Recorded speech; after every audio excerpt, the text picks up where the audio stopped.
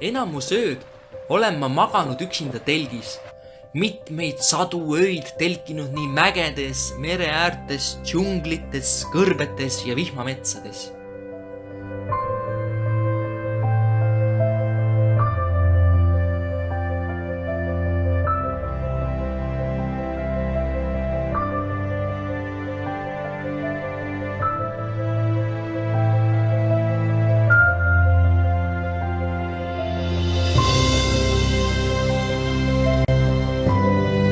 Nädalaid jalutanud ja telkinud Põhja-Türgimaa lumistes mägedes kuni -17 külmakraadiga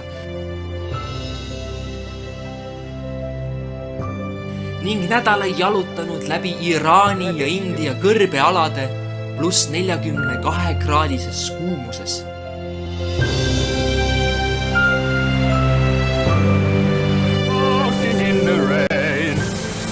Mitmeid kuid jalutanud Aasia mussoon vihmades, kus paaril korral tõusis tulvavesi isegi üle põlve.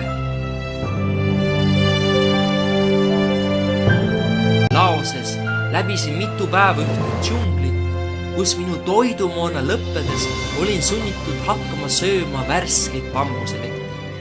Eating bamboo leaves. Hey, it's now 11 o'clock and it's very hot today. Very, very hot and humid air.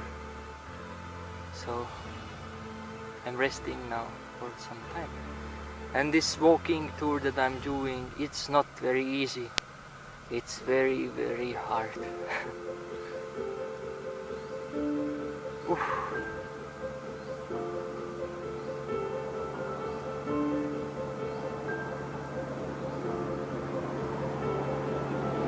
It takes a lot of willpower and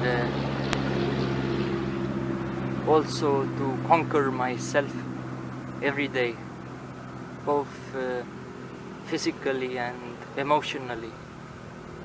Always, every day, conquering myself.